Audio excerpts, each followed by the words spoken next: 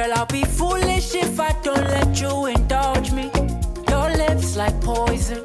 I'll take my chance with you.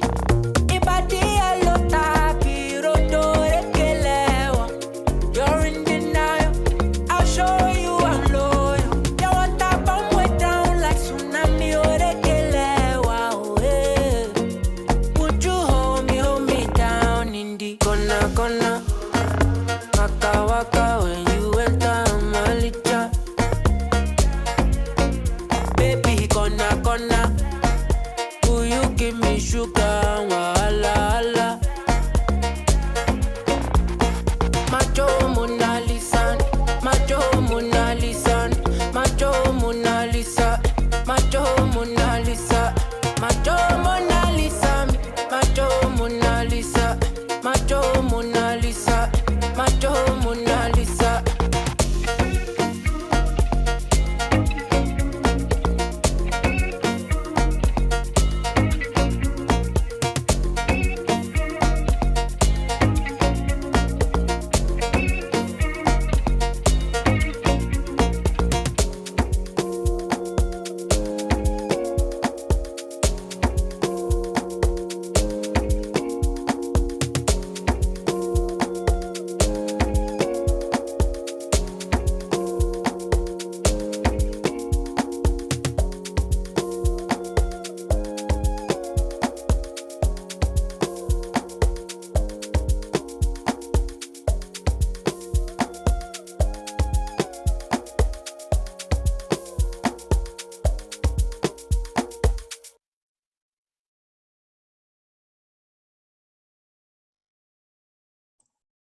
All right, let's jump in. Thank you all. My name is Kevin Green. I am the Vice President for Cleveland School of Cannabis, and I want to welcome you to our CSC Live Educational Seminar Series that we've now been doing a little over 2 years now, where we have a range of topics that we talk about and do our best to really provide stories, individuals with lived experiences. We're always providing education, and our goal is really to go ahead and be able to provide education to the masses, to be able to go ahead and get a better understanding of where the cannabis industry is now, where the opportunities are, and how you can best position yourself and find the resources to be able to do so. I am very, very excited about this specific topic in itself. I'm normally really excited about all of our topics because I think we try to push new things to the space. But this one, I remember the first time I seen a cannabis beverage for the first time actually in Puerto Rico. And I'll get a little bit more into that story as I introduce Warren. But I remember my first time seeing it and saying like, wow, this could be great and dangerous all at the same time. I think about the favorite things that I like to drink. And I think about how hard it is sometimes to stop drinking it. So I thought about that combined with cannabis. And if it wasn't at the right milligrams per the servings there, we already have problems controlling our servings now. So how am I supposed to do that with something that I love to drink at the same time? So I remember sitting there taking a look at that and say, this could definitely be a problem for me, but I love it. So let's dive in. Let's see what this is. And that was pre-COVID. So that was about 3-4 years ago. And then here where we are right now with the advancements in technology that's happened with how we make obviously cannabis beverages, which we'll get into as well, to just in the sense of the different availability and product lines as well. So just to see that explosion just in the last few years continues to show validity in the sense of what this industry is all about. Innovation, opportunities, new things, and creating new opportunities more. So it just, the cannabis industry continues to pay its dividends and creating opportunities for everyone to find a way of how they can take part in this industry in itself. So with that being said, I want to start off as we always do with our educational piece. We want to understand a little bit about how we get to beverages, but also understanding what's happening in the body, the difference between obviously combusting cannabis through flower, even ingesting it through an edible, and what it looks like for an nanoemulsification and drinking it in these drinks. So I'm going to turn it over to our director of education at the Cleveland School of Cannabis, professor, cannabis entrepreneur, mother, coach, wife, a lot of things. She's been nothing but such a great asset to us as an organization, but to me as well as a friend and as a colleague. So I'd like to turn that over to Nicole Phoenix to start on our education piece. Thank you, and welcome. This is a fun topic. We have a great guest with us. He is super knowledgeable. He is a mixologist, and I can't wait to try his beverage. I wish we were in a state where we can have it, or hopefully it's coming soon to our state. Yeah, so as Kevin said, I'm the director of education. I've been with the school since 2017. I have enjoyed some good cannabis beverages, and I think with the right ingredients, they can taste really amazing. I've had some ones that don't taste very well, and you know, just try to get them down. So yeah, as Warren will explain, you know, taste, smell, it all has an impact on your experience. So welcome, thanks for coming and spending your time with us at our CSC Live. So as Kevin said, we like to always kick it off with some education. Here, as you know, just the history of cannabis. It goes back 6,000 years. And we're not going to spend time going through this whole chart. We have a great class, The History of Cannabis, at the Cleveland School of Cannabis, if you're interested. So I just kind of wanted to focus in on a little bit on where cannabis has come from, looking at cannabis beverages or cannabis as a liquid. So this is nothing new. We're not reinventing anything that hasn't been done, but we're bringing it back and we're doing it right. And we're talking about it as a medicine. So I just want to give a shout out to Dr. William O'Shaughnessy. If you haven't heard of him, he has done amazing research that just unfortunately got pushed under a rug. And he basically did research showing that cannabis works as a medicine. And the pharmaceutical industry accepted this back in 1798 when he was, you know, doing his work. He went to India, and that's how he came in contact with cannabis and saw the effects of it as a medicine. And then that medicine was made as a liquid using alcohol. And so this became a very common product in many households in their medicine cabinets. So it was mainstream and used often. And then unfortunately, we had the Harrison Act came in declaring drugs, quote unquote, drugs to be a crime. And then unfortunately, that led into our 1937 Marijuana Tax Act, which really made using cannabis as a medicine. So that was very unfortunate. Once again, this is just the tip of the iceberg. So the history really delves into the whole Marijuana Tax Act. This then led to the 1970 Controlled Substance Act, which then took cannabis and scheduled it as a Schedule I drug. That meaning it doesn't have any medicinal effect, which was a bunch of not true, because we had Shaughnessy's research, and actually the United States government also has a patent on cannabinoids as a neuroprotectant. So there's just a lot of history there, and unfortunately we don't have time today to get into that, but it's always good to understand where cannabis was and where we are today in cannabis. So if you're in the state of Ohio, cannabis is recognized as a medicine for these 25 illnesses or ailments that we have. And it is recognized that cannabis helps either with the symptoms or just keeping it at bay. So every state is different. So if you're coming from another state, you would have to look up what the medical elements that you can get your marijuana medical card. The big thing that is conclusive is that cannabis works as with pain, and there's conclusive evidence supporting that cannabis is a medicine for chronic pain.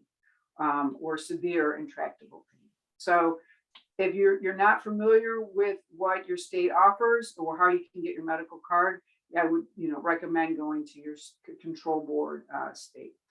Or if you're an adult use state, there's 19 adult or recreational use states, so you can go and get more specific on how you want to consume cannabis or for what purpose.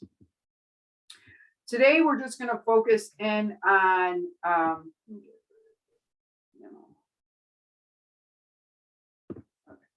all right, so today we're going to look at just the one THC, the only cannabinoid we're going to look at today. There's over 100 different cannabinoids in the cannabis plant, but we're going to specifically focus on THC, and not just any THC, delta-9 THC. So we're using the delta-9 tetrahydrocannabinol.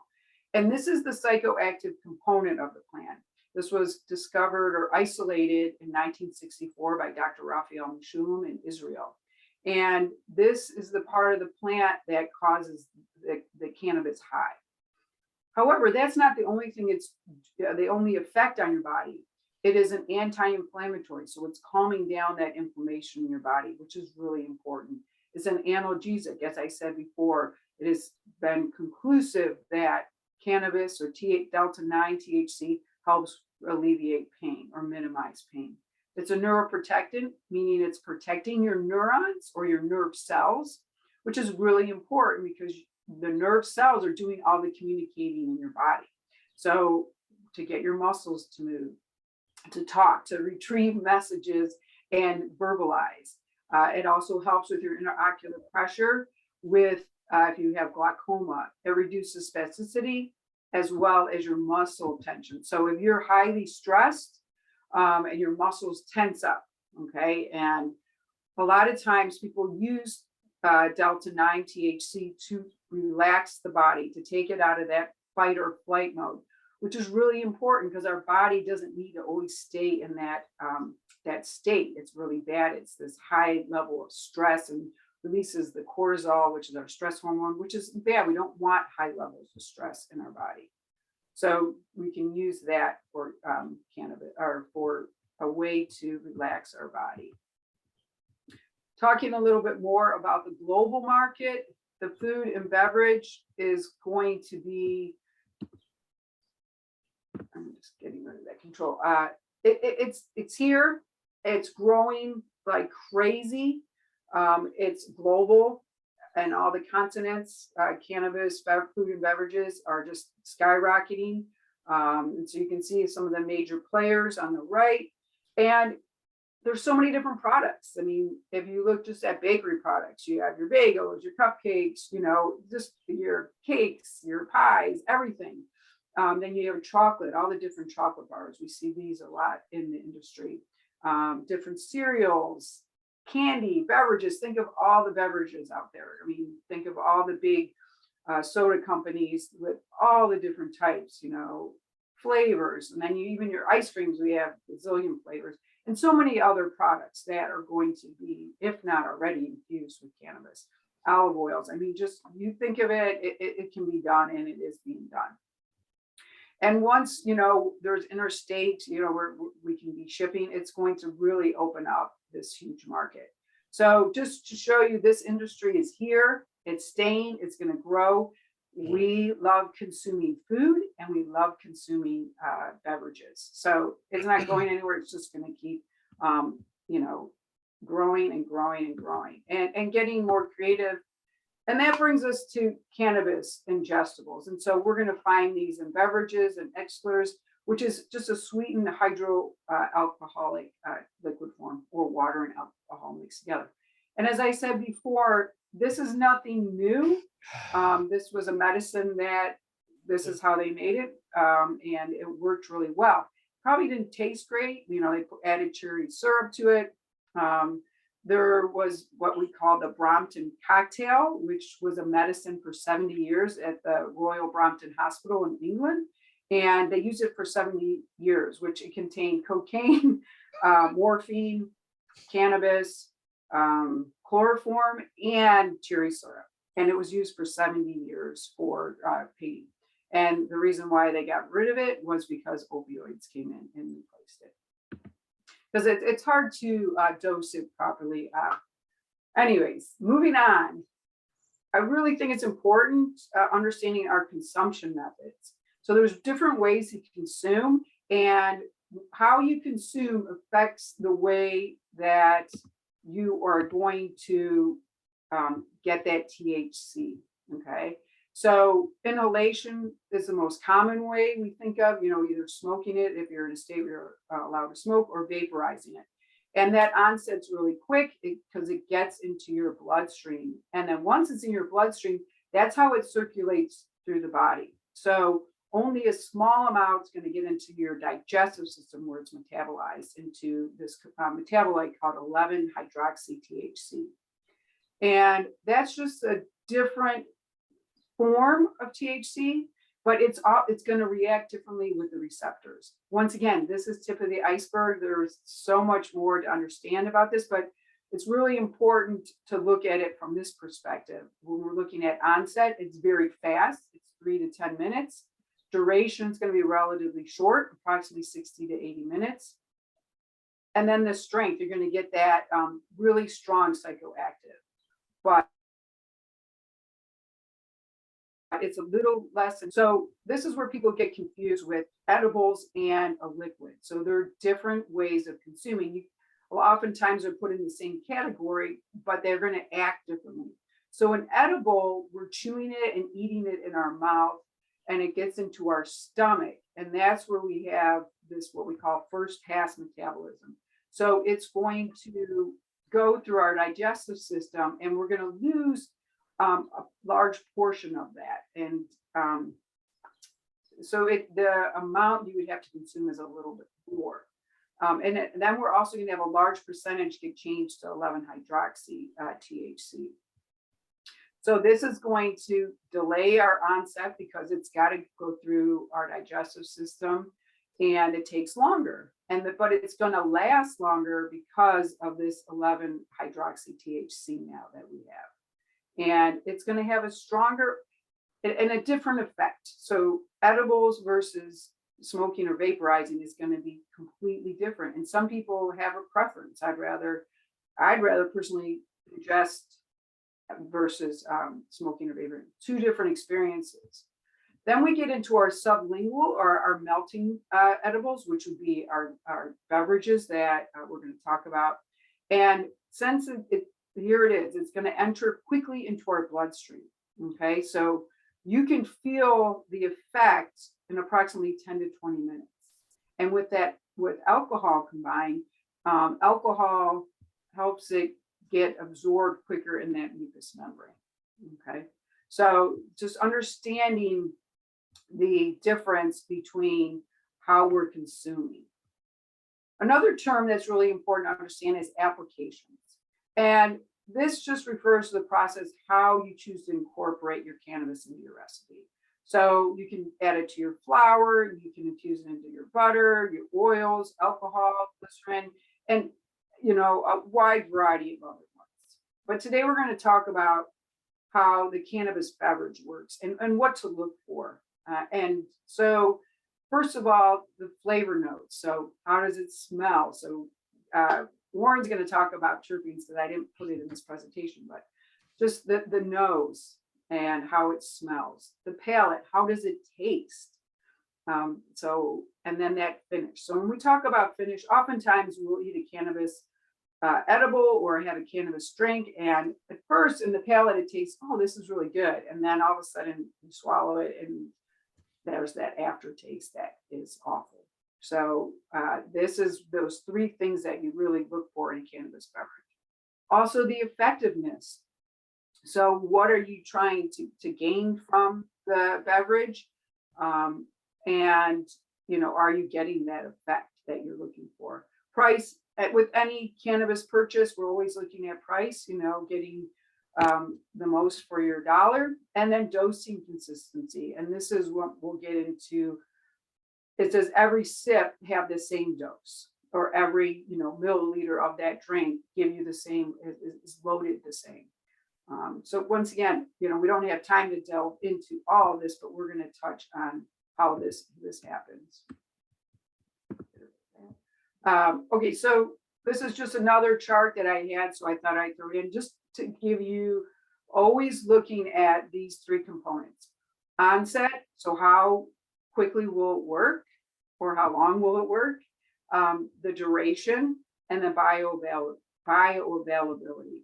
And this is going to be determined on if it has to go through your digestive system. So oftentimes we will not get a lot of bioavailability when it goes through our digestive system because it goes through our liver. So you can see that inhalation, why it can work really well as a medicine. If you think about like asthma medicine, you're inhaling that, and that's because it's an immediate effect and you're going to get the most of that medicine. Okay. And then this is where we're looking at with our beverage. We're going to have an oral, so we can have it working as quick as 10 minutes, and it can last between 2 to 4 hours. The bioavailability will depend on how this product is made. Compared to ingestion or edible, you're waiting 30 minutes up to 2 hours. So, and look at if we drop in that bioavailability. So if you're really interested in this, we have some great classes at the school that you can learn about. All right, move on. All right, so absorption, we're talking about how the cannabis liquids are going to be absorbed, and they don't go through that full path of digestion or metabolism. So it's going to be absorbed in the mouth. And I like to, when I talk with my students, talk about like if you eat cotton candy, you can put that piece of cotton candy in your mouth and it's going to dissolve really quick. And that's because we have enzymes in our saliva that will dissolve that sugar right away. Well, if you put a piece of steak in your mouth and you just sat there, it's not going to do anything. It's got to get into the gut to start being absorbed. Well, with our cannabis beverages, that absorption is occurring in the mouth through the mucous membrane, where we have all these capillaries or blood vessels that are going to absorb it, gets it into our blood system, and now it's traveling. And that's going to increase our bioavailability of the cannabis or the THC. And how this works is through a process called nanoemulsion. And here's our standard oil, which is this bigger, larger molecule. And then you can see we have another level, the liposomal, and now we're looking at nano. So nano is going to give us 50% more absorption. So this is the maximum bioavailability. And if you've never heard of what nano size, that means it's 1 billionth of a meter, or 10 to the negative 9. So it is extremely small, and that allows it to get into our water. So now we have a water-soluble THC. And so if you not aware, cannabis is hydrophobic or fearful of water. It doesn't like water. It doesn't dissolve water. But now in this nano form, it can dissolve easily in water or be emulsified into water. It's water compatible. And if you think about our body, it's over 60% water. So now it can get into our water and it's traveling throughout our body, and it's going to be absorbed quickly, and it's going to be spread out through our body. So this is, once again, tip of the iceberg. So you can look at the liquid lipid versus the solid plus the liquid. And lipid is fat, okay? This is not a new thing. There's a lot of food and medicine that uses this. If you think about like amoxicillin, that pink medicine, that is an emulsified. You just have to shake it up and it's good to go and keep it in the fridge. So this is what we talk about. This process is that increases your bioavailability, so you don't have to use as much to get the effect. And then it's very reliable. Okay, so because the particles are so small, they don't need to be broken down by the stomach, and they get into your bloodstream. And just a reminder, your bloodstream is pumping, and it travels throughout your whole body. So that gives it the opportunity to hit the receptors of our ECS.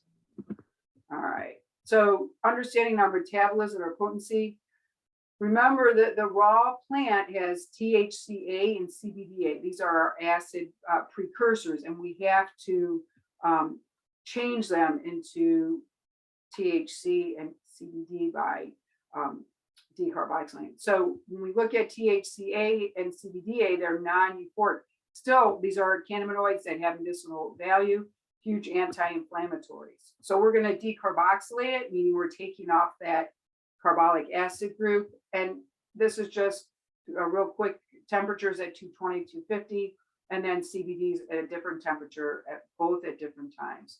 So you decarboxylate it. There are fancy machines out there, but you still can just use your oven, and you're gonna, grind it up, bake it 45, 30. I mean, if you want to redistribute, you can actually bake it longer, depending on if you're using CBDA or hemp or high percentage THC. So we activate it or decarboxylate it, changing it from the cannabinoid THCA, which we find in the raw plant, to delta 9 THC, which is going to be our euphoric or our psychoactive component. And this is just, I like to show this. Once again, we're not going to dive into this, but this is basically what happens. In the plant, we have CBGA, which is our mother cannabinoid. And depending on the genetics, the enzymes that are in the plant, it will convert over to these three major cannabinoids. And then once we heat it, it loses its carboxyl group and becomes what are more commonly known cannabinoids. All right, always have to mention the entourage effect. So this is, I always like to say, is 1 + 1 = 3. So that was the best way I've ever heard this explained. And it's just this amazing synergy of all the different individual components working together to give that whole plant is greater than the sums of its parts. And one of the things Warren does amazing with his beverages is that he brings in other components to increase that entourage effect. So all his ingredients are brought in for medicinal. We're doing on time. All right, I'll keep this moving. All right, so just real quick, infusion, it refers to the process of creating active ingredients for your recipes. Once again, there's other devices that you can use. Warren will touch on those. And we have our double boil. You can just use anything in your house. Big important thing, always cook low and slow, so we're not affecting our terpenes as well as our activation. We can infuse cannabis and alcohol or glycerin. If you're not familiar with glycerin, it's a sugar alcohol, and it's going to be cannabis will be soluble in those. Here is just real simple. You just put in some alcohol, throw in your plants, and you can just let it sit, whether you let it sit for a couple of days, a week, or even a month. The alcohol will bring out the trichomes, and the trichomes are where all the good stuff is. It can be taken in many ways. Whoops. We have our oil application. So you just squirt it in the back of the mouth and swallow. That will go through the digestive system. Sublingual under the tongue. Foods or liquids, capsules, and so we're talking about beverages or liquids today. So sometimes alcohol can be very bitter and pungent, and you got to remember it can burn. If you've ever had like Everclear, can do some burning in the mouth, and then we want to dilute it with a bitter juice. And so this is where we talk about the idea of creating a craft, of that mixology that Warren will shed light on. All right. Things with alcohol based is that fast absorption. It's going to lead to quicker effects because the alcohol helps it get absorbed. It has a better shelf life because it just has antibacterial properties of alcohol. Oftentimes it can have a bad taste, and then people that are trying to avoid alcohol. So and that's where those mocktails come in. I cannot stop a presentation without talking about the endocannabinoid system. So real briefly, we have endocannabinoids in our body. We naturally make them. The most common one, or the two main ones, are 2-AG and adenine, and our body makes them. And we need omega-3s and 6s to make them. So when we talk about a diet high in omega-3s and 6, it's because that's how our endocannabinoids are made. We can also get cannabinoids from the plant. So we can get it from the cannabis plant as well as some other plants. And then we can synthetically make cannabinoids. And so this is nothing new. Synthetic cannabinoids have been being made. There are patents on this. And they're all going to connect with our endocannabinoid receptors in the brain. The two most common ones are CB1 and CB2. Once again, if you're very interested in this, we have an amazing endocannabinoid system class at the school. It dives into much, much deeper. This is a nice consolidated. What does the ECS do? It modulates balance in our body, and it helps our body stay regulated, or the term homeostasis. So it's going to work with all of our different systems, and it's going to control all our systems in our body. And so they finally have put it in as part of our main systems. So that's really exciting for that evolution of science. And you can see it has the same place as our cardiovascular system, our reproductive system, nervous system. To the left here, these are our different targets of receptors. So we have receptors throughout our body with millions of receptors, and they all are going to have a different effect in our body. So depending on what receptor is hit by the cannabinoid will depend on your physiological effect.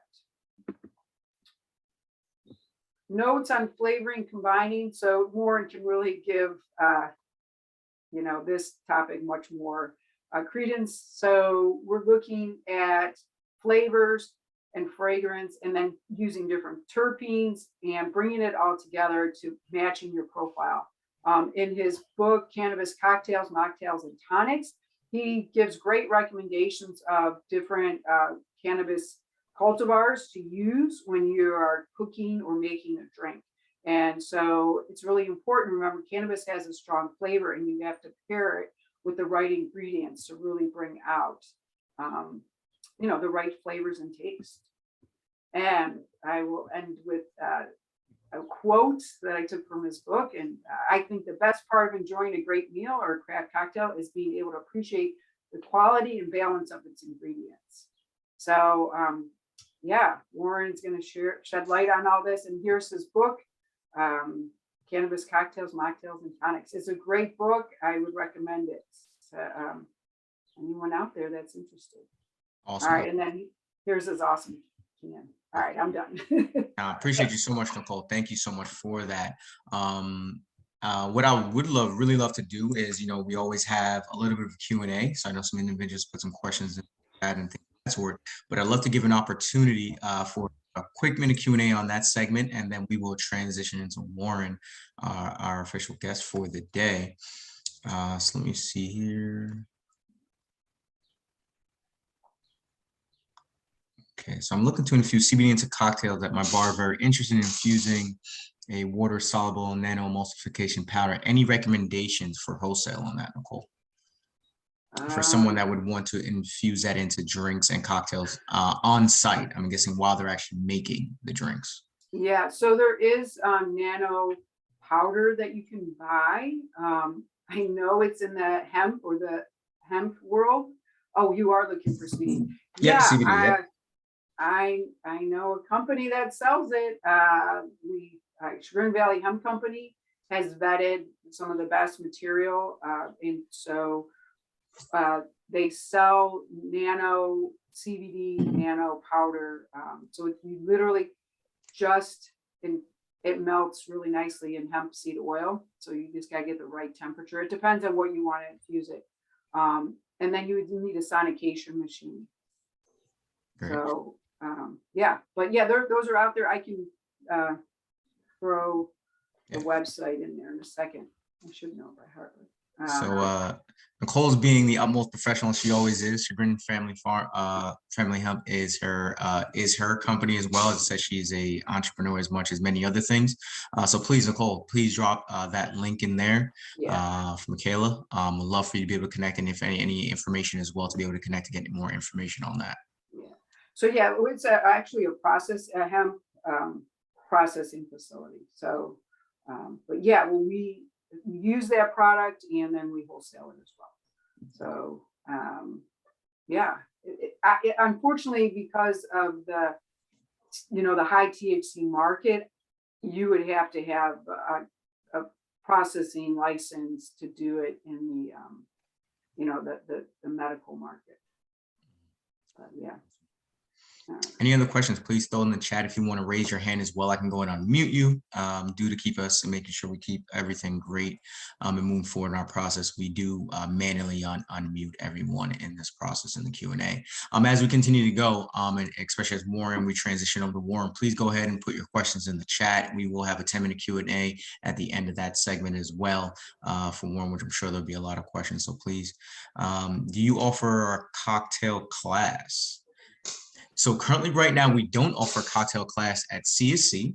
We are in talks around our Harrington Institute, which gives us some ability to be more flexible with our classes due to the fact that Cleveland School of Cannabis is in the process of national accreditation. What that means is high standards in education, but what that also means is it takes a long time to get things moving forward and what changes. So our Harrington Institute allows us some flexibility in being able to test out new classes, give them in shorter time frames as well. So definitely a great idea, especially having this conversation with Warren, and some things that we're thinking about. And at our Columbus location, we'll be looking this year to actually do a consumption event in this summer, which we're hoping that Warren will bless us as well in person there for what we're setting up also there. I know I've connected with the team and said he's in because he always says yes. So I'm just going to keep rolling what we got so far, Warren. So you're signed up, you're on the list. So even if you say no, you're in Jersey, so I know where to go find you. I'm coming out. I'm coming out. I love it out there. You can always go to the Velvet Tango room. Yeah, that's right. I forgot you have some history in Cleveland. I have massive history in the business I do not work in any longer. Yes. Yeah, that's right. Awesome. For anyone asking for PowerPoint, we do not email this PowerPoint out. This is recorded and we will post this on our website, some of our social media accounts. So that will be where you'll be able to rewatch this information. And as Nicole said, if you're really looking to get in-depth education around cannabis, this is really just an overview to touch so we can set the tone properly for the conversation we have with Warren. Please go to csceducation.com and take a look at our courses, our programs to be able to sign up for what we offer for quality education as well. Let me get into here. The Minority Cannabis Business Association, yes, very much on my list, and would love to definitely collaborate and talk with you, Todd. What I'll do is I will give you my email directly. Please send me an email, and I would love to connect with you. As I love what the organization has done and continues to do, not only for cannabis, but also for minority population and disenfranchised populations to be able to be successful in the cannabis industry.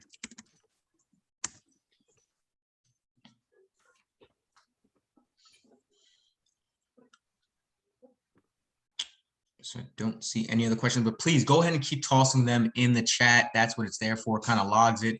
As we know, you might forget your question by the time we get to it, but you can definitely have another minute or so. We could definitely go ahead and raise your hand and we'll go for unmute you. If not, what I would like to do is transition over to Warren Barbaro to talk a little about his experience in it, how he got there, give us a little bit more education on this entire cannabis beverage game. In the beginning, I kind of talked a little bit about my experience when I first seen my first cannabis beverage in Puerto Rico. And it was a combination. I don't drink soda, but I will definitely always drink an orange soda when I go around, and it was an orange soda THC beverage put together. And at that point, it had 25 milligrams was the entire bottle. And I remember sitting there looking at it. And at this point now, I've had more experience with edibles. And I was like, 25 is normally not bad, but I've definitely had some consumption already. And I was sitting there looking at the bottle all worried about like, all right, can I drink this whole thing? Am I going to be good? Is it going to impact me differently than a regular edible would? So I remember literally every time I'd go in the kitchen, I would take another sip, now, but if I clock myself within 2 hours, I drank the whole thing. You know what I mean? You can only sip so far before you start gulping down. You know, there's only certain people in this world that have enough self-control to really only take a sip. What I will say is I definitely experienced that it was definitely onset was a lot faster in that process than I expected, and that I really expected or was used to from an edible.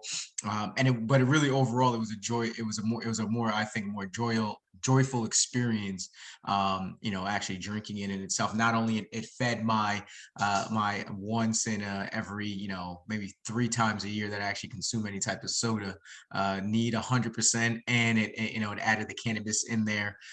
So it was definitely a double banger for me, and an overall really cool experience. And then I was just sitting there looking at it like, man, is this really where we are? Because this is going to be it. Like, this is everything. Like, cannabis and drinks is going to be, you know, what it's all about. Understanding currently where our laws say, you know, we can't combine, you know, alcohol and cannabis, you know, currently combined right now. So I remember after that, I saw a company in California taking the alcohol out of the wine and then infusing cannabis into it and then selling it. And I was like, man, if you can sell soda and wine with cannabis, that's it, right? That's going to take over every market and be a very, very popular thing. It's going to revolutionize the soccer mom coffee cup and what's actually in there. So to take some time and now turn it over to Warren. I've had a great experience just with that side of it. I'm really looking forward to so more things and what's coming down. And your company Klaus has done some really, really cool things. And I want to turn over to you to enlighten us and give us some insight on your journey so far in this side of the industry. My gosh, Kevin, what a great opportunity. Hey, it's freezing here in New Jersey again. They're talking about snow tomorrow. But, you know, I'm the lucky one. And to have something to speak to like Nicole did, you know, a PowerPoint deck, I probably should have gotten one of those so I could, you know, speak to that. But my name is Warren Bobrow, and I'm pretty much self-made in this. I got the yen to get into the legal side of the cannabis industry after being on the seedy underbelly for the better part of 50 years. I turn 61 next month, so go figure. It's something that's in me, and it's something I love to do, and it's probably what saved my life and got me out of the liquor industry, where I was a brand ambassador and I traveled all over the world teaching and making cocktails for people and taking away their inhibitions and teaching them that that they could drink massive quantities without any health implications. And I put on almost 100 pounds of sugar weight, and it almost killed me. So I had to leave what I was doing, and I was at the top of my game and really a leader in the industry, I believe. And I've written 6 books on mixology. They're behind me. You know, you can't see them because of this weird setting that I have in the background. But you know, I was really at the center of my industry until it became unhealthy. And I've always enjoyed a well-prepared drink, well-prepared cocktail, something that shows a lot of passion and simplicity. You know, I was talking about the Velvet Tango Room before, which is a little cocktail lounge up there in Cleveland, and I've spent a good amount of time there when I used to drink hard spirits. And you know, there are always great memories involved until they stop being good memories because of the difficulty of your body to be able to handle alcohol from a health standpoint. It's just not healthy. I mean, I was talking to someone the other day about Hennessy cognac, and you know how powerful it is and how everyone likes making sweet drinks with it. But if you knew that there was nearly 250 grams of added sugar in every bottle, you might not feel quite so good about it. So you know, that was a quandary for me, and I worked in it. It was my passion. It was how I saw the world. I've been, you know, all over. This little guy right here is my 1850s German drinking gnome, who's been with me for the better part of 20 plus years now, and in a friend's family for since he was made, or, you know, cast, as they say. He's got a little bottle on there, and he was very helpful to me when I worked in the liquor business. And when I got out of the liquor business, I really wasn't quite sure what the next step was going to be, because I'd written all these books on alcohol, and, you know, I'm a master mixologist. And then suddenly I'm not drinking and not going down to New Orleans for Tales of the Cocktail, and not going into cocktail bars, and not being around cocktail people and not being around drunks. And that's what really changed it for me when I stopped being around drunks. And it allowed me to refocus what I was in the business for the first place to do, and that was to heal people. Not necessarily as a doctor, because I certainly don't have the mental willpower to be able to become one of those. I'm probably one of a few people in my family who isn't a doctor. So maybe they would say if I applied myself, I could have done it. I just didn't have the stomach for it. And then my grandfather was in the patent pharmaceutical business for the better part of 50 years. And he made products that were advertised on the Lawrence Welk show. I don't know, there's no one here of a certain age. You're all young. So, oh, I see one. Sharon, you're old enough. My grandfather made Geritol, and Geritol made him a very wealthy man until the FTC and the FDA sent my dad, who was the head of the tax division and for all the things for the family company. And they said, you can't sell Geritol anymore because these are snake oil. So we look at snake oil and we look at CBD, and I'm saying, like, I have my hand up saying, don't do it. Don't do it. You're going to get into trouble, because they put my family's business out of business, and he had to sell it. And it changed it. Dinner time conversation was much different after we got that letter from the FTC saying that you can't sell Geritol based on iron poor blood, because no one has iron poor blood. So it, little things of inspiration like that are how you change the world. And I have a talent. I became a trained chef through happenstance, through circumstance, through necessity. My degree originally was in film from Emerson in Boston. I couldn't get a job in the industry because, again, my grandfather was in the motion picture industry, so no one would hire me because of nepotism. So I had talent and passion, but couldn't get a job. So I started washing dishes up in York Harbor, Maine. And this is all important in the how I got to be able to make. There he is. Yeah, that. So anyway. I became a dishwasher, and I paid attention to how people prepare food. And I was raised in Europe and all over the world because my dad, being an international tax lawyer, we ate and drank really nicely from the 1960s on. And that was, there weren't a whole lot of Americans in Europe at that time. So it was or in Africa, when I spent 2 months in the Ivory Coast or down in Brazil or wherever, we ate like locals. And so those flavors, and I know, as Nicole said in her marvelous presentation, those terpenes, if you will, became really a part of my memory, and my memory of flavors and how you put flavors together. And if I fast forward 40 years or so after that, how this came about and the flavors that are involved within this product are a amalgamation from being on a yacht down in the Caribbean drinking tea punches.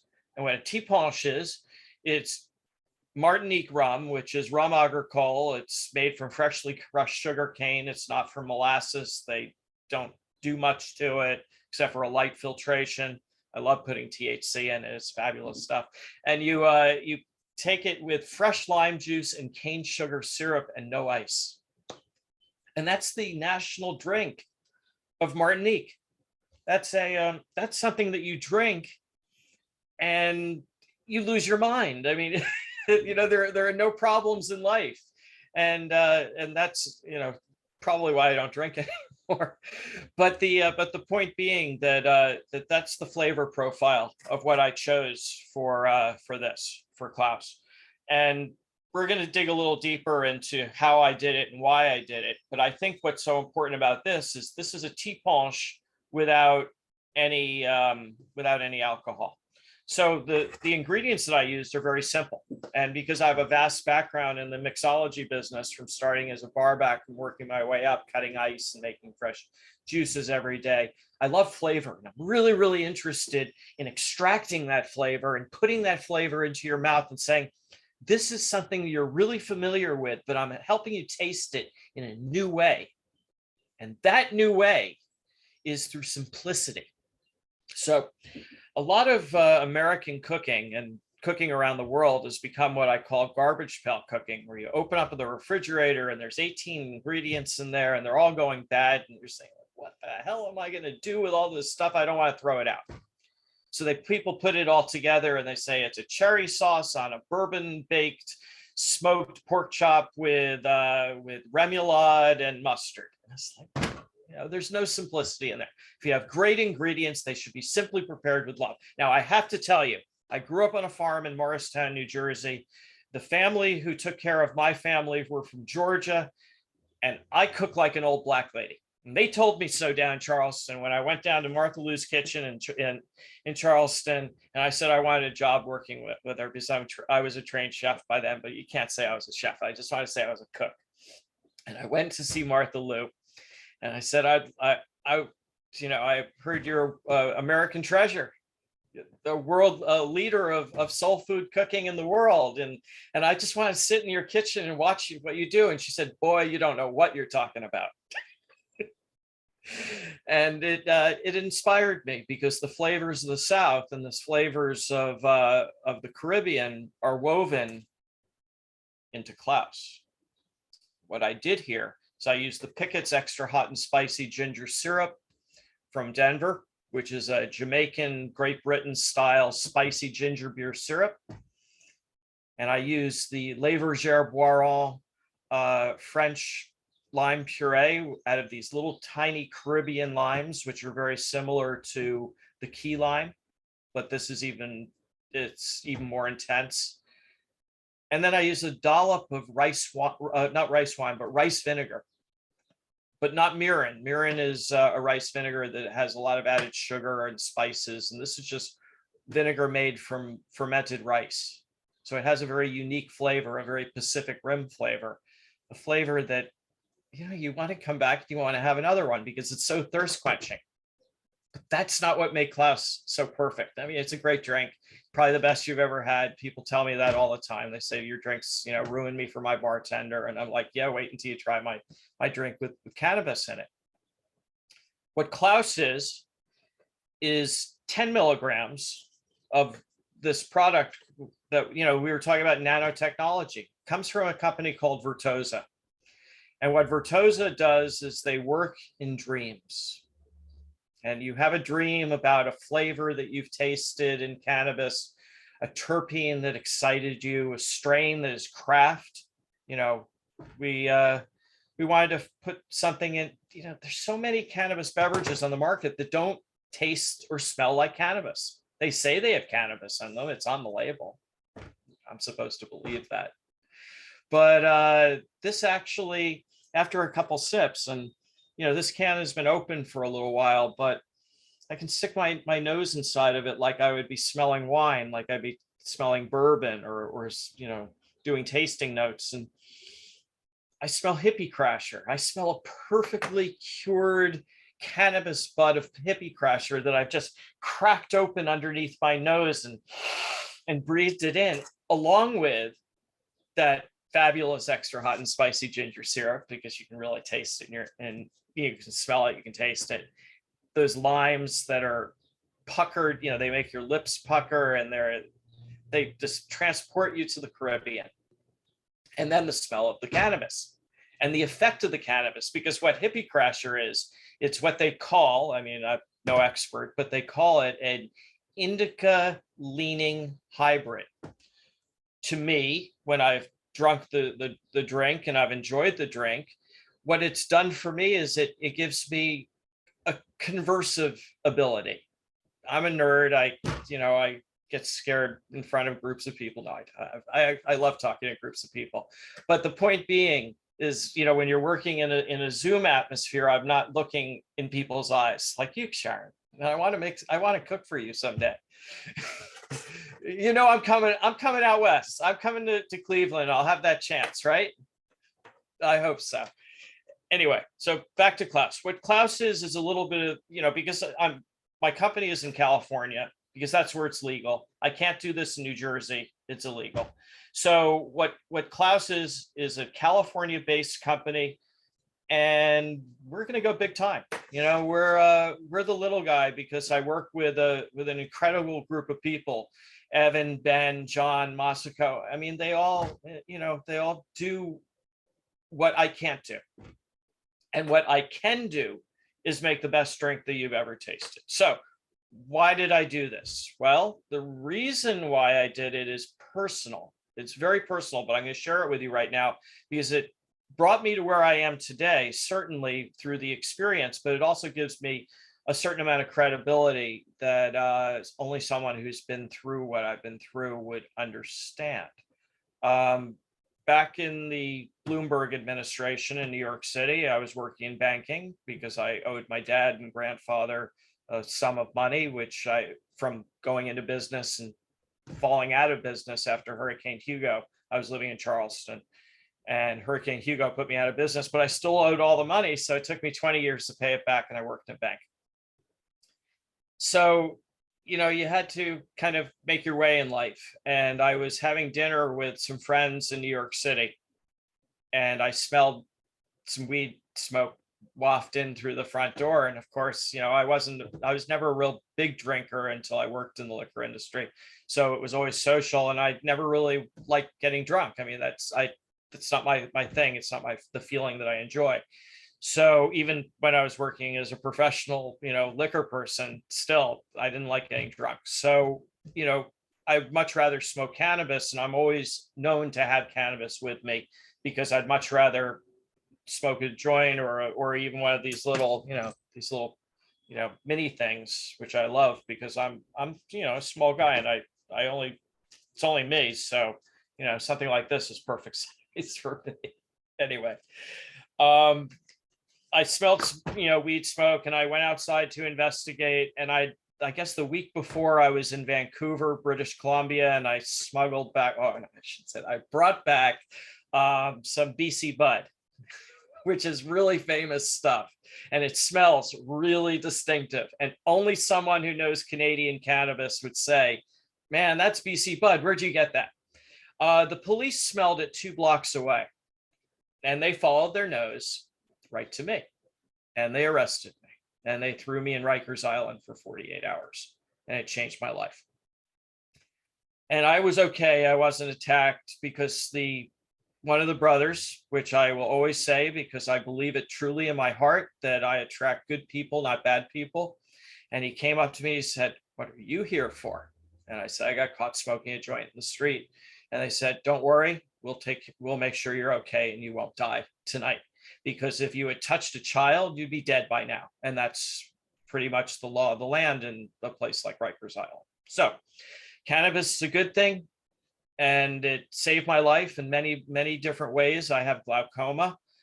We talk about, you know, healing, and we talk about medical uses for cannabis. I'm the poster child for it. Why did I make Klaus? Because if you drink a cannabis infused beverage, no one knows your business, and you know what I'm talking about.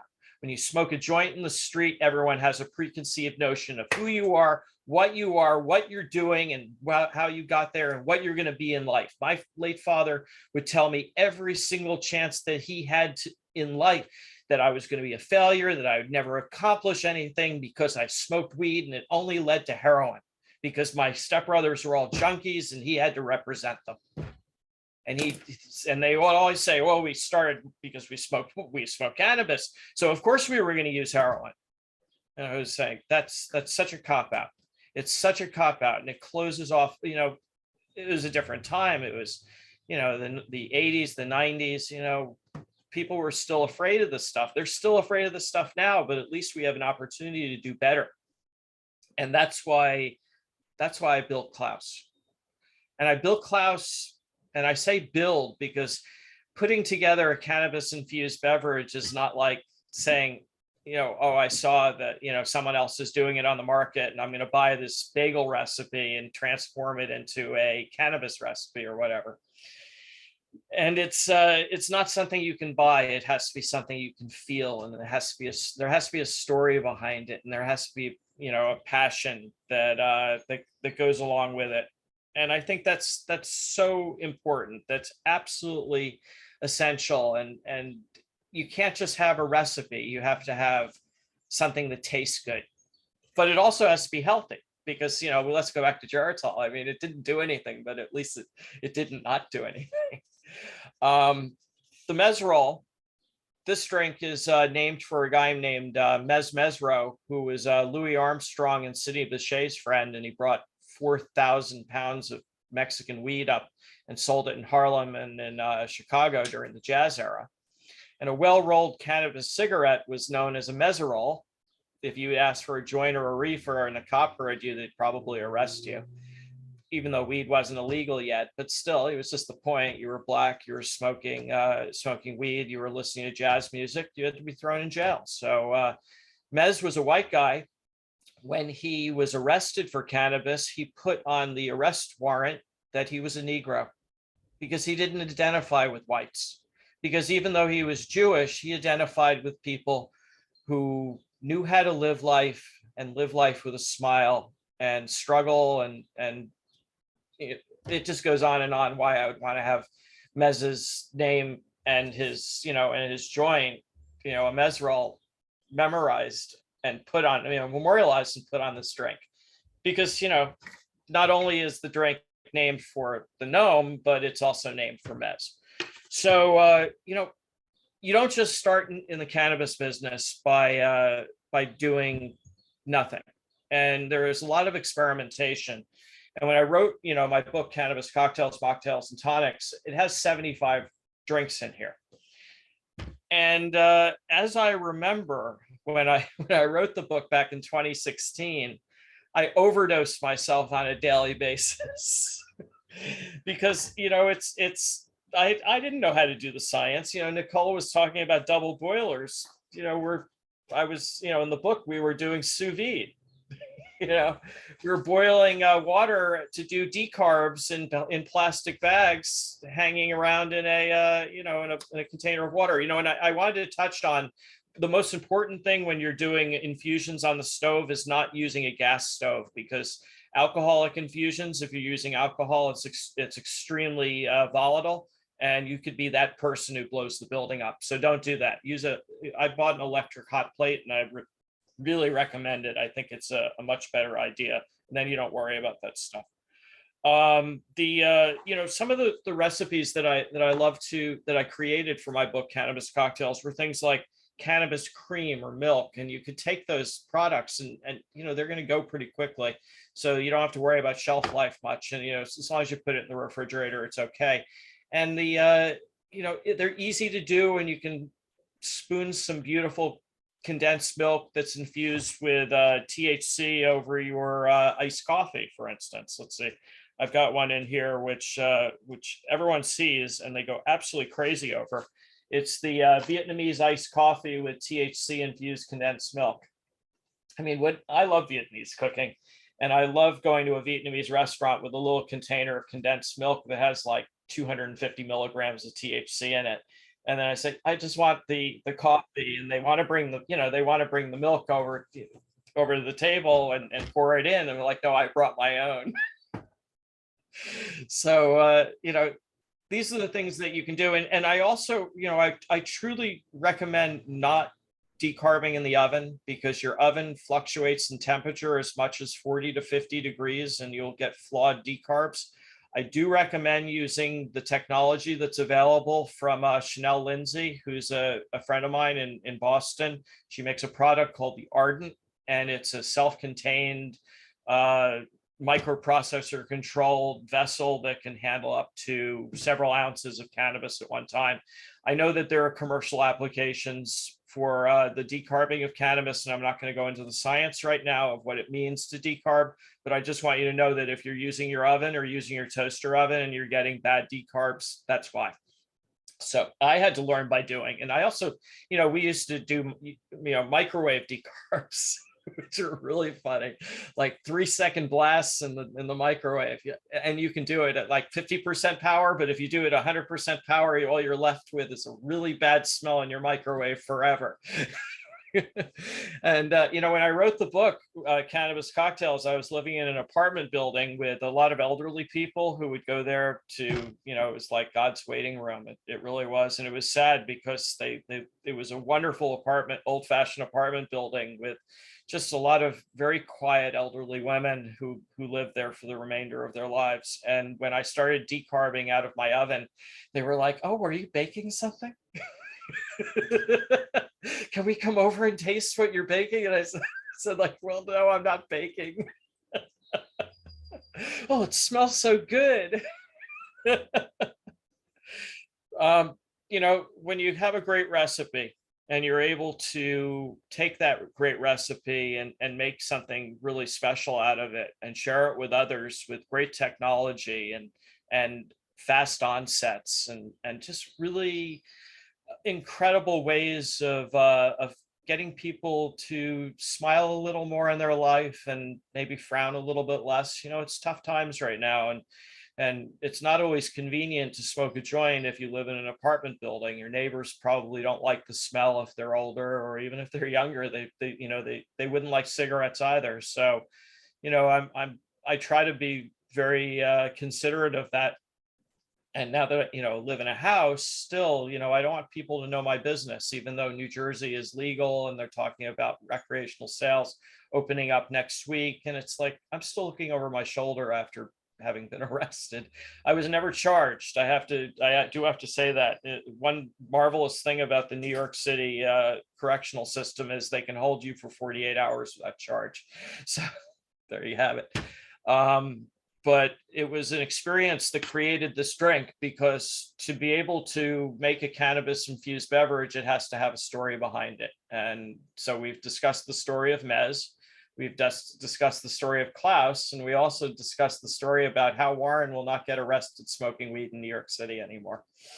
So, I think that's really important. And as stigmas start coming down and the business starts opening up to true entrepreneurs like yourselves who are able to see beyond what's illegal or legal and do something because they love to do something, not because they have to do something, or not because they're challenged by all other jobs they've ever done, but because the cannabis offers them something that they've always wanted to do. I mean, you're probably been doing this for, or at least enjoying cannabis for years, and why not get educated by those who might possibly know something more than you do? And bring, and as we say in bartending, it's about raising the bar, and it's about doing better by others, and it's about teaching what you know, and trying not to make it quite such a secret. And I'm pretty cognizant of that, and that's why I wanted to tell you my secrets. And my secrets are just like this, good ingredients simply prepared with love. We started at the beginning, talking about about simplicity and not having too many ingredients in a in a cocktail, and just wanting to do something that is really just, I don't know how to put it, something that's different, something that makes you happy. I mean, I could have done anything I wanted in life, but I chose to do mostly what other people wanted me to do. So it took me a long time to be able to find the direction that I was going in and that I wanted to share with others. And, when you have healers around you, you kind of want to heal others, even if they can't heal themselves, because my family is so screwed up. But all I can say is they did instill one part in me, and that was to try to help others feel better. I don't know, maybe they didn't come out and say that in words, but it certainly was reflected in watching the television commercials. So maybe it rubbed off on me. And that's what leads me to the next thing, with Klaus. Klaus is a sum of many parts, and each of the SKUs, which are the each individual can of the Klaus beverage, has a different name, and they're all different, and they'll have all different craft varieties of cannabis in them. And those cannabis varieties, hopefully, I'll continue to be inspired and charmed by the wonderful people over at Vertosa, and they'll put things in my nose and let me smell them and say, and this is what we're looking for with that ingredient, and we'll make it all, work together, and have something that really is corresponding. It's really, really corresponding, and it feels good, and it feels safe, because when you are comfortable with your ingredients, and that they taste really, really good, and they're really fun together, and you have a nice little experience. I mean, it's not like smoking a joint or doing dabs, which I don't do, and I like a nice low THC experience of cannabis, not a 40% experience of cannabis. I think chasing THC is flawed. That's why we decided to go 10 milligrams for class. I think that's important. If someone wants more, they can have 2 cans. As I said, this is a craft beverage. It's simply prepared. There's only 3 ingredients plus our emulsion, and there it is. Thanks, Kevin, or Nicole, whoever put this up. That's really nice. I appreciate that. You're welcome. So there it is. So, yeah, thank you. So it's less than 1 milligram of CBD. So because that's what it tests out to be. There's CBD in everything, even things that you don't know about. And then it's 10 milligrams of THC, and of course we used the Hippie Crasher, which is a landrace strain. So it's not something like wedding cake that's super sweet. Why don't hold on for a second. These are my tasting notes that I put up, and it kind of gives you a framework of what Klaus tastes like. So it's robust and tangy with bursts of piquant ginger root syrup, giving way to palate-soothing rice vinegar notes and minced French lime puree. What does that mean? It means it tastes damn good, and you want it to be a hot day so you can make it so your palate is quenched and you get buzzed too. What's wrong with that? As I said, I worked in banking for 20 years, and guys would go to lunch, they drink like 3 or 4 martinis. And how can you exist? How can you go back to work and manage billionaires' money and you're drunk? But they did. That was banking, So I wanted to create something that didn't get you totally trashed. I mean, Kevin and I were talking a couple of weeks ago when we did some of our initial discussions. I said the 2 words that are missing from a person who drinks library of words that they understand, and it's called common sense. That just goes out the window. So I'm not saying that you're not going to get high on Klaus. You are, and there's nothing wrong with it. But you're not going to get destroyed, and that's really, really important. Yeah, I hear this. I'm from France. Wall Street is heavy on the drinking. They're also heavy on other things, but I don't do those, and I'd rather not be around them. So, but drinking is part of the culture, especially wine. And I worked in the wine business for 40 plus years. So when it's a bonus season and someone's buying your yearly salary in wine in one day, it becomes very amusing.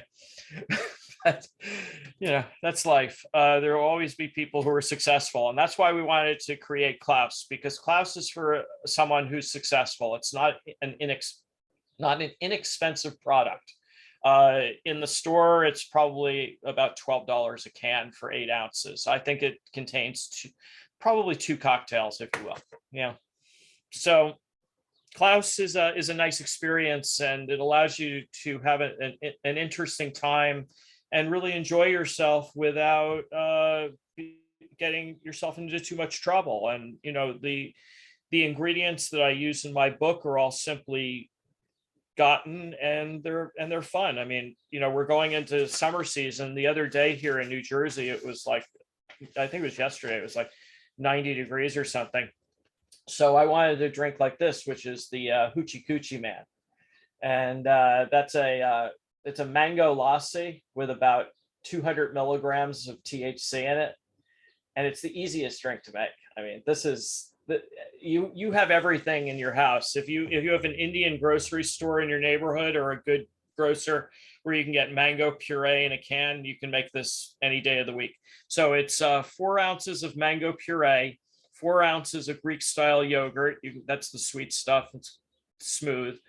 1 ounce of cannabis infused light rum. I'll tell you how to do that in a second. 1 cup of crushed coconut water ice. You take a bottle of coconut water and freeze it overnight in an ice cube tray and then crush it.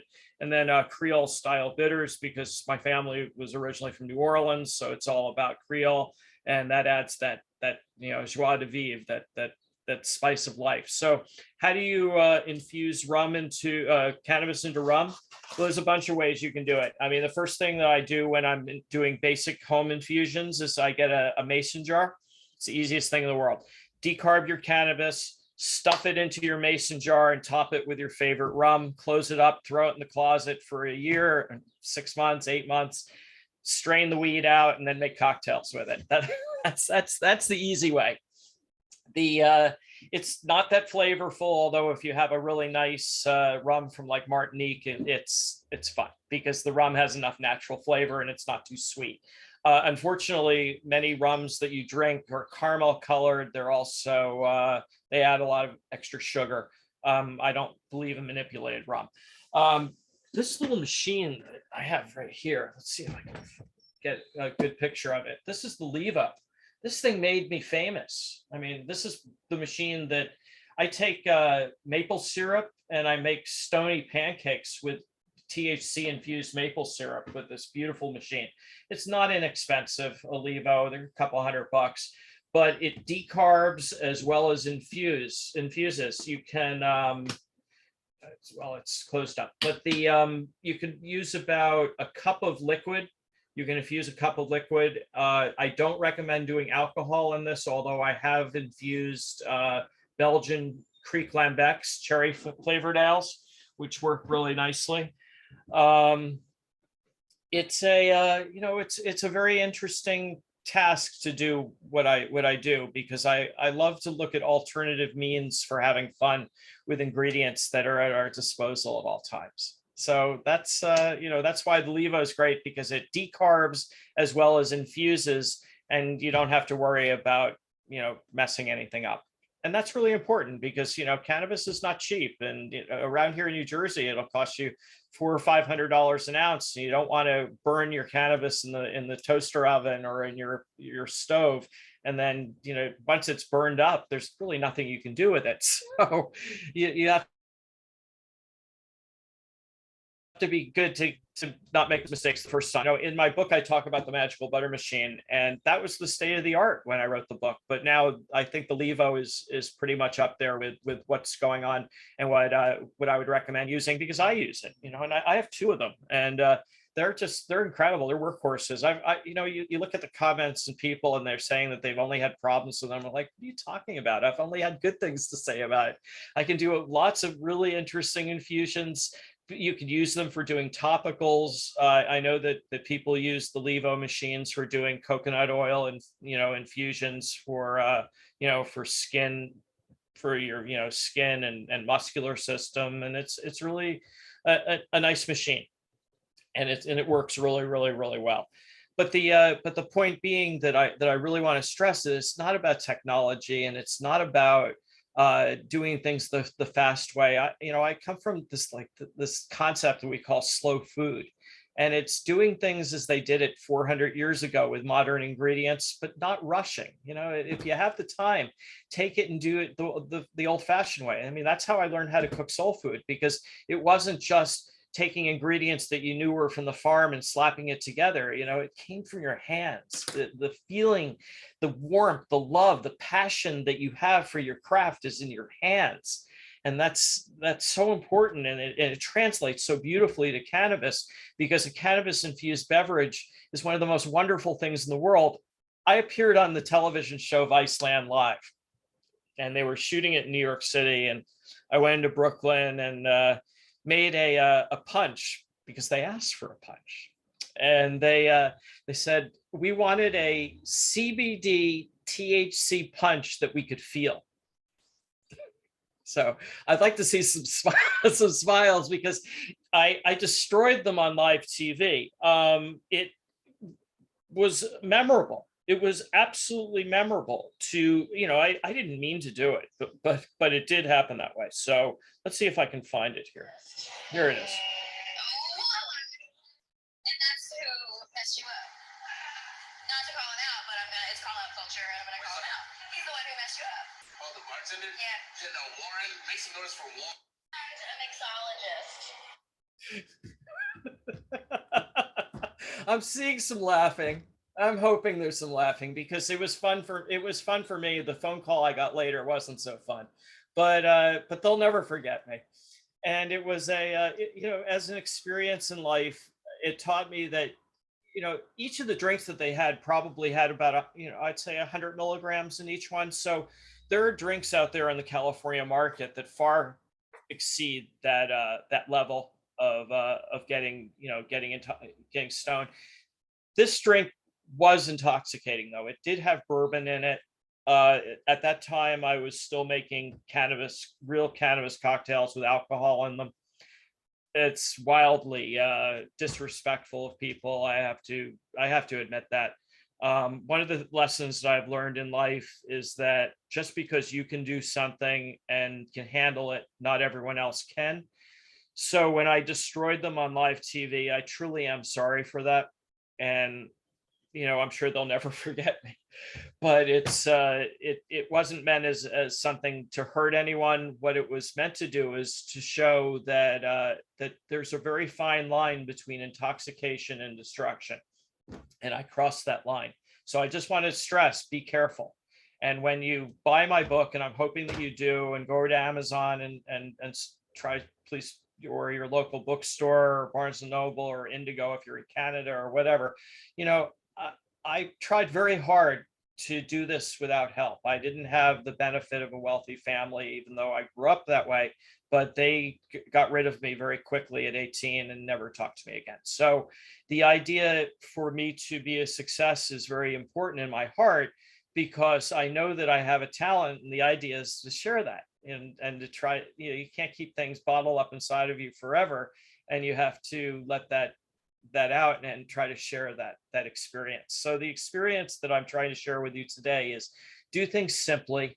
Don't load up with a whole lot of ingredients. If you make a cannabis cocktail, do it with love. Do it with fresh squeezed juices and concentrates. Just don't taste right. And you can do anything you want, and you can follow the directions in the book to to the letter, and use all stuff from the supermarket, but you'll be disappointed, because that's not the way I do things. And I want you to try to learn, as I did, by starting at the bottom and working your way up. I did a lot of things that were distasteful to my palate and to the way that I chose to live my life, but that's what you have to do to learn. So, building a beautiful cannabis infused drink isn't something you set right out and say, "Oh, I just made a great drink." Well, I did, but not everyone else can.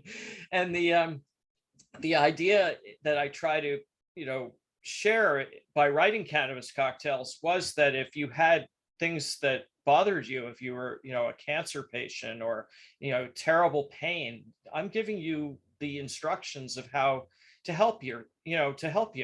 My publisher wouldn't let me write a recreational book. This is a medicinal book. This is a book that was meant for healing, and it wasn't meant for just going out and saying to your friends, "Oh, I have a mason jar here of something that will just you'll be destroyed for the next 8 hours." It's like going out and taking an acid trip. But no, it's not like that. And I didn't do it to be something to be escapist. What I used it for was to help you feel better. And going to a doctor, they're going to give you a medicine that tastes terrible. And I don't like drinks that taste terrible. I like drinks that taste good. This is what Klaus looks like in the glass, and that's a tea punch. So it's literally the fresh Caribbean lime, the sugarcane syrup, and the rum. And in my case, the rum that I have is, if I do the drink in the book, the rum that I have is an agricole, and there's also THC in it. The beverage, Klaus, of course, has no alcohol in it. That wouldn't be permitted. So it's the tea punch without the alcohol. But I think with the rice vinegar, it tastes just as good. And that tanginess that you get from the rice vinegar is pretty amazing. So,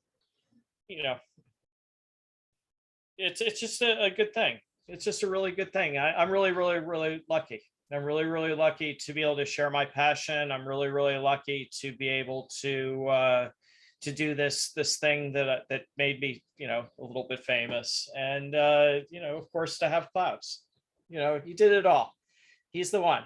He absolutely is the one who did it, who inspired me. My team is incredibly talented. My partner John did this incredible, beautiful artwork, and it's so incredible. It's so incredible, and I'm just so lucky to be able to finally say that I have a beverage that's as delicious as the packaging is beautiful. And anyone who's drunk a bottle of wine that has a pretty label will know exactly what I'm talking about, because the wine is not always as good as the label is beautiful. So you have to be very careful with that when you have a beautiful beverage that is truly different, that'll change the world. And what's inside better be good enough, because the outside certainly is gorgeous. I mean, I wanted to see this down in Miami on the beach, because the light is just so beautiful. And this is really going to shine. We used a matte finish on this one. The next one we do is going to be a glossy, so it's really going to jump out of there. Nicole, how are we doing on time? Am I losing it at a half hour before, or what? I think we're good. Kevin's going to do Q&A, I believe. Okay, Yep, we're right here. So my wristwatch is in the shop, so I didn't want to keep looking at my phone, and I want to give everyone a robust experience without me constantly gazing at my telephone. So I apologize for that. no worries. I much appreciate it. So I would love to definitely jump into some questions that we have here as well. Let me jump into the chat, and please, anyone can raise their hand. I'll definitely unmute you as well while I just check our chat, see what we have in here. And we do have a question here from E. So I just asked to unmute you. You should be able to go ahead.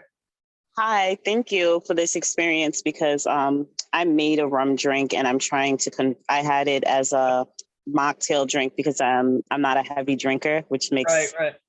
no sense. No, so I'm trying. Worry not. I was a professional drinker and a rum judge. We would drink 50 sugarcane rums before 9 a.m. and 150 by 3. So it's not lost on me. Go right ahead. Okay. Well, because I am a licensed bartender in New York City, so I'm used to making cocktails and mocktails, and that's what I'm trying to make. Convert this rum drink into a mocktail. So any advice you would want to give? I already started 6 drinks, and they don't have more than 5 ingredients each drink. Well, remember the rule of thumb, because I started as a bar back, and I remember these drink lists that I created that had multiple recipes on them, and my mentor sent 50 of his friends in, and they all ordered 5 different drinks, and each one was different, and there were 50 of them, and I cried. I broke down. That was it. They broke me right then and there. So my drinks are no more than 3, possibly 4 ingredients. The book is more complicated, but that was a book, not working behind the stick. I'm a member of USBG in New York, so I got it. You got to be fast, and you got to be good.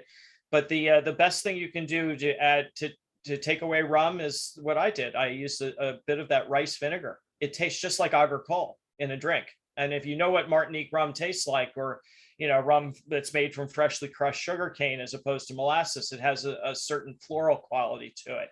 That's what's missing. And if you ever make a zombie, the key, you can't use almonds because so many people are allergic to nuts, but you can use cherry bitters, and the Fee Brothers cherry bitters in a zombie tastes just like almond paste, or the almond stuff. So that's my suggestion. Thank you. So we have a question here. If a person's liver does not metabolize edibles like gummies and food, then should he or she try infused beverages? Oh, absolutely, because it bypasses the liver. And especially the fun thing that we talk about, the entourage effect. I always say have a full meal, wait a half hour, and then have a cannabis beverage, and you'll have the best experience of your life, because it's going to bypass the liver.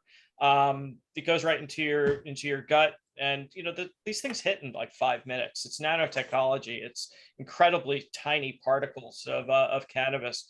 So what it hits you beautifully, and it's not like an edible where you have to wait an hour and you're saying, where's the beef? But no, it's really a nice experience. And I have a peer, one of my peers in the industry, my friend Matt, he makes this product called Uncle Arnie's, and it's literally a container. I think it's 10-ounce bottle, and it has 100 milligrams in it. So you have your experiences, you get them. Awesome. A few people did ask, what was the name of the machine that you put out there earlier? Oh yeah, this is the Levo. There it is. Are you still there? Hopefully I put it in the chat, so the link is Okay. there. Yeah, the Levo is this is the Levo 2. Mhm. They may have one that's more advanced, but I don't think so. But they have lots of those things. But really, the fun of the Levo is the fact that it's solid state. It does everything. You put cannabis inside a little contraption inside. It spins around, it decarbs, and then you can add liquid to it. It's all digital. You can control it. I have an app on my phone. Awesome. Warren, I'm not know if what's the best way to maybe contact you? Is it through the website, through the book? What's the best way to contact The you? best way to contact me is probably let's see, through my email at work is always good, because if it's like a professional question, that's always good. That's Warren, WARREN @drinkklaus.com. My website, of course, is drinkklaus.com.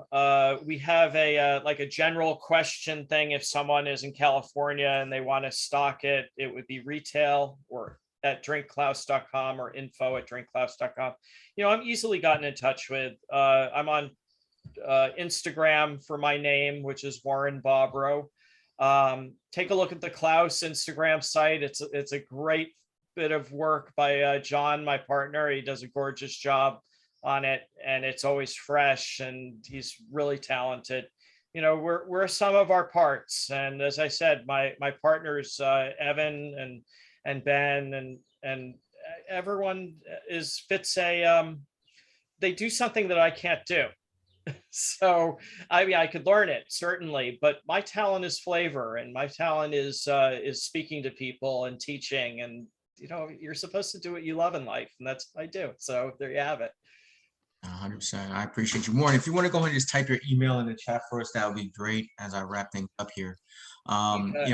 I want to thank you all so much. I'm going to obviously thank, Warren and Nicole for the time today. I always feel it's so important to have our context and content matter experts. We were blessed today by having two individuals that sit on both sides, right? They have the experts, they're experts in the content, and they have the context of how this stuff actualizes from their lived experiences with cannabis and cannabis beverages, and what they're doing both as entrepreneurs in the space as well. I really appreciate the individuals that themselves are looking to go ahead and expand their opportunities and what's next, right? That's the big thing about the industry, is that there's always something next, right? There's always something coming. So it's very, very important for us to continue to go ahead and really push ourselves, continue to go ahead and expand really how we're looking at the current opportunities that are in the cannabis industry that we have now, but currently, the opportunities that we can create as we continue to move things forward in that situation. So I really urge everyone to continue to connect, look for resources, and figure out where their partnerships, where the educations that they need, so they can go ahead and really fully take advantage of the industry and what's next for them to go ahead and be successful through their own talent, as Warren really explained as well, right? It's been a long journey for him, and to actualize fully what he's doing, and now we're able to all go ahead and be a part of his long journey to finally creating a product of Klaus that touches so much of what we love now, but almost so much of what he's loved in his life, all in one bottle. So I thank you all again. Definitely go ahead and connect with us at any time at csceducation.com for all our education opportunities, as we have our Cleveland School of Cannabis, the Harrington Institute, and our pre-recorded classes on the Cannabis Hub. Warren, I know we have a lot to talk about our future connection, so definitely looking forward to what we'll do for our consumption event, and then talking through what it could be for some curriculum around cannabis beverages in one of our entities as well. As I said before, this class today, the session today is being recorded. So we will be posting it on our social media and on our website for future, be able to go ahead and recap and be able to take a look at this in the future and share it with others. So I want to thank you all so much for your time and spending this, as I like to call this, brunch hour with us. I hope you enjoy the rest of your day, enjoy this weekend, and we'll see you all soon.